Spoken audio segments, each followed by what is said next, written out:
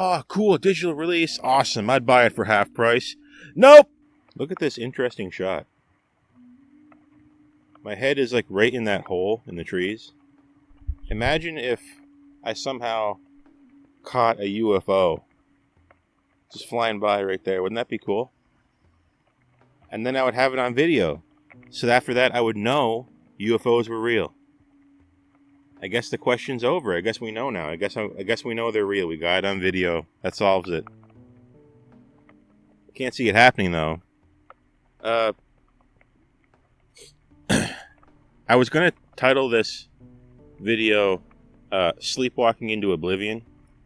I'll let you ponder what that means, but I've decided to go with a different title, the one you're looking at now. This is a video about going back to the bad old days. Right? We're going back to the bad old days of Nintendo. What? Another video on Nintendo? I can't help it if Nintendo sets the stage for so much nonsense.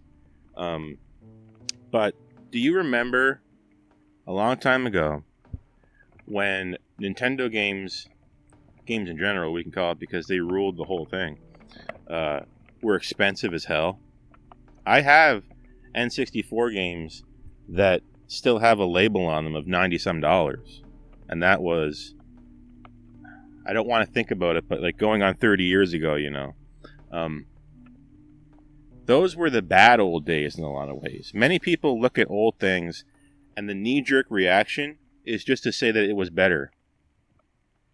It was better in some ways, but it was worse in other ways. Everything in reality is a mixed bag. Okay, so games used to be extremely expensive, you know, all things being considered. And it was, a lot of it was because of Nintendo and the cartridges. Nintendo has long since been the villain of easy to use and easy to manufacture video game media. They were slow to adopt the CD, and now we're doing this kind of thing again.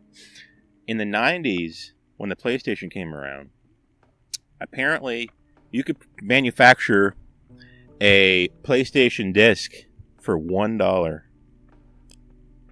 I've heard claims that it cost up to $30 to manufacture an N64 cartridge.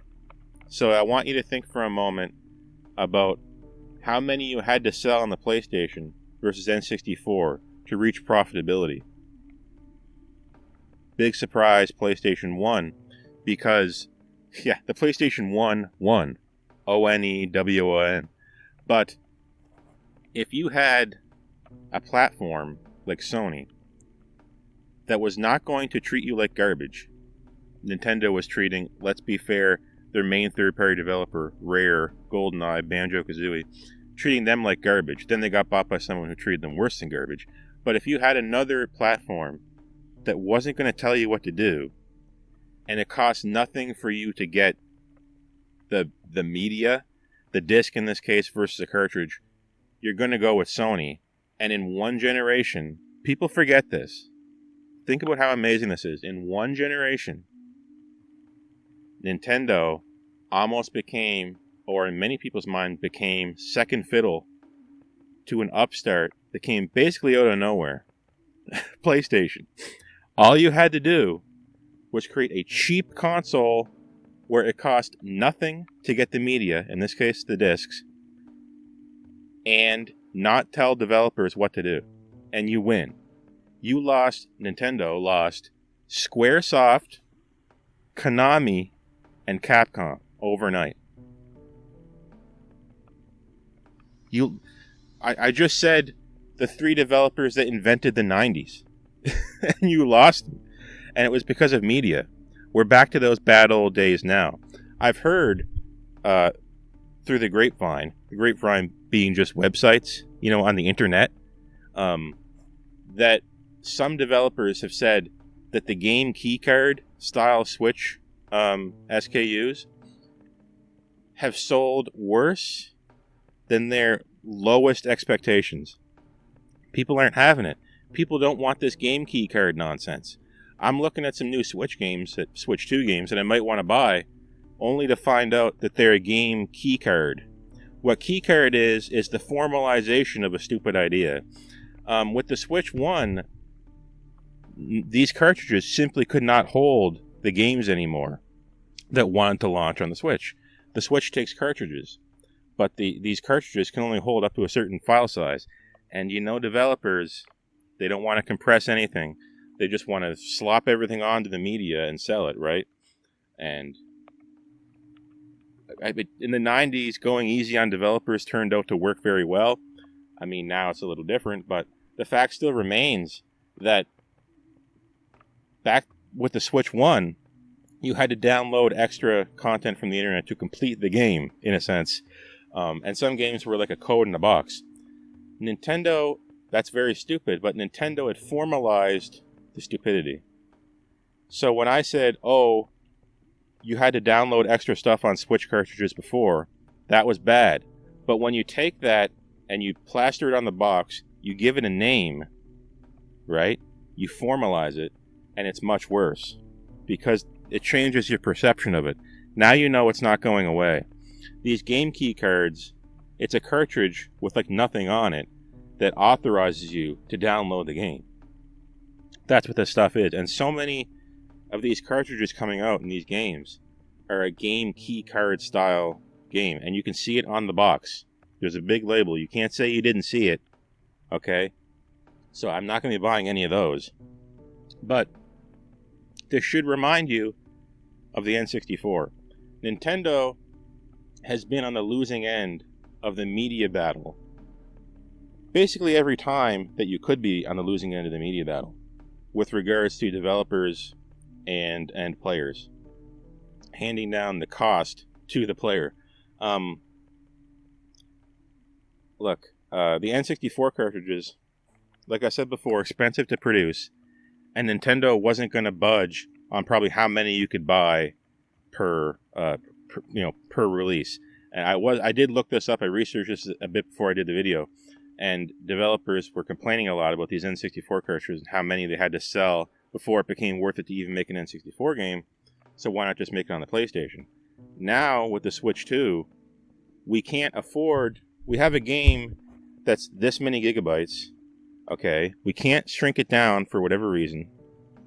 I mean, hey, maybe they could, but we can either get the cheap cartridge that won't fit it, or we can buy the really, really expensive cartridge that will fit it, but will cut into our margins such that it's not worth it to launch with that larger cartridge. Just like on the N64, in a sense, if you're looking at N64 cart versus PlayStation disc. Like I said, every time there could be a media war, Nintendo was losing. So we got to the PlayStation. There had been some disc-based console stuff before attempting it, but the PlayStation was the first one that did not suck. And what is there, like 400 N64 games or something? And there's thousands of PlayStation games. And I don't want to hear that shit about how none of them are good. A lot of them are good. Okay, there's probably like if you look at with PlayStation, if we have 4,000 different releases for the PlayStation, I'm telling you, if you look through it and you think about it, there's probably 400 that are good. And then if you look at the N64, there's 400 cartridges in general, right? You're telling me PlayStation has more good games than we have games in general? Yes, that's what we're saying in the boardroom at Nintendo. Anyway, so, okay, they're losing with the disc when PlayStation came out. Okay, they're dragging their ass. Okay, how can we fuck it up more? How can we make it more stupid? Okay, well, what about if we had a disc for the GameCube, but it was small? So it was different to produce it, and I think it held less data. I think. Okay, well, whatever. That's not as good. And then the Wii, we finally had a regular disc. Okay. And then, oh no, here comes the Switch. Cartridges. We're back to cartridges. Well, it has to be portable. The new thing is portability. And then, okay. Well, are you going to give developers, publishers, a cartridge size that makes sense for them? No, not really. We're going back to the bad old days. We're going back to making things expensive, except now you get nothing in the box. This is point 2 of this video. Sleepwalking into oblivion.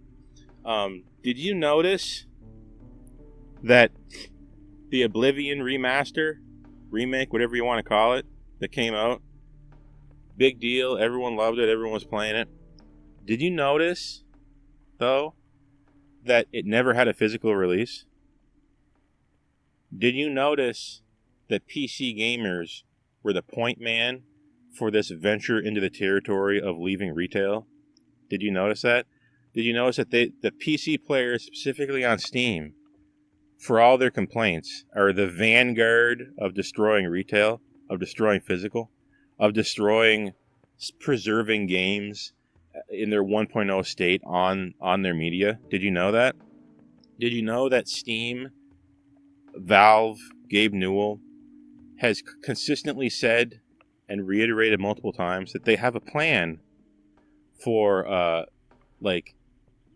releasing these games in an offline mode for if Steam should ever go down? And did you know that they keep pushing that back? They keep saying that they're going to release a plan, and I was reading that every time they're about to, they push it back and push it back and push it back, not unlike Disney lobbying the United States government to push back the date for copyright so that Mickey Mouse is consistently their property and never goes into the public domain. We just keep kicking the can down the road. I guarantee you, you're going to kick the can down the road that it goes off the cliff, and there's no plan for when Steam goes offline. And oh wow, I didn't own any of my games. Wow. And I can see this snowball rolling and getting bigger. I can see people getting annoyed with this stuff now. I think it's entering the normie sphere. We all sleptwalked into oblivion, and that this game came out, and we didn't really notice that there was no physical release. I've never seen it anywhere physically. Then I looked it up, and there's no physical release. It's another one of those errors, an unforced error that occurs in a natural state of being. That's when you know the problem is down into the bone. That's when you know the disease has gotten into the bone marrow. When it goes by and nobody notices that it's a problem. Okay? So, not so long ago, if you didn't have a physical release, you simply didn't get released. And then you had a physical release that came along with a digital release. And, oh, cool, digital release, awesome, I'd buy it for half price. Nope! It was the same price as retail for no reason at all. And now Oblivion Remaster comes out and there's no physical release and you're paying top dollar for the digital release. There you go, Steamies. There you go. Enjoy. Anyway, the point of the matter here is that this two-pronged attack on retail from Nintendo and from, digital storefronts. It's not just Steam. I'm just picking on Steam for fun. But it's gonna people are gonna at some point say, whoa, what's going on? And something did happen with, like I said before, the game keycards on the Switch. These game keycard releases of these games, they're apparently not selling. Very good. I would much rather just buy the digital game than buy a fake box to open up and there's, oh wait, the game isn't there. Sorry. You thought you had the game. You bought the game at a yard sale in 30 years from now. And you thought you could install it, but you can't because the online service is offline or you don't have an account or it's tied to somebody else's account. I don't know. And there you go. Right? Has anyone ever been to a flea market? Anybody?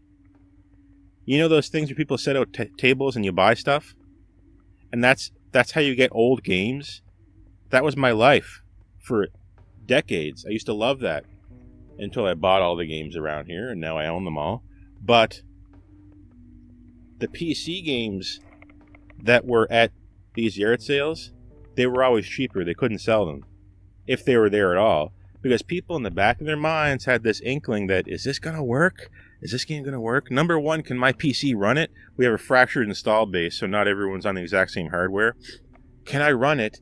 And do I need an update? Or is this game online and now it's taken offline? Or yada, yada, yada.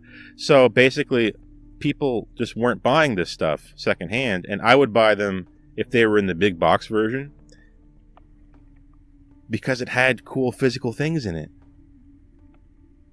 Right? Physical.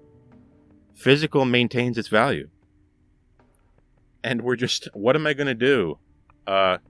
Here's this game key card thing for Nintendo Switch 2, that console from 25 years ago. I don't know if it's going to work. You can try it. I'll give it to you for $5. Okay, I'll try it. There you go. That's your yard sailing. That's your future that you sleptwalk into. We're back to the bad old days. We're back to media problems. We're not all on discs anymore. We got expensive media. We got expensive. The media is expensive, and the digital download is expensive. You're winning on both fronts. You're winning. You're winning.